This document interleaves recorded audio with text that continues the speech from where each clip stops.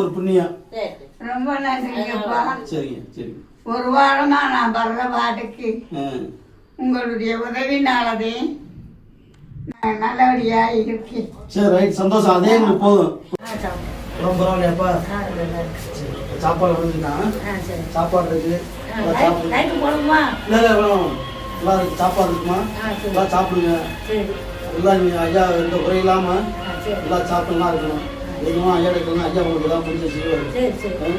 அதில் சாப்பாடுலாம் இட்லி சாப்பிட்டு சாப்பிடுங்க. நல்லா இருந்துச்சா? சாப்பாடு இருக்கு. சாப்பாடு எல்லாம் வந்துருக்கோம். நல்லா சாப்பிடுங்க. ரெஸ்ட் பண்ணாங்க. எல்லாம் சாப்பிட்டு உடம்பு பார்த்துருக்கீங்க.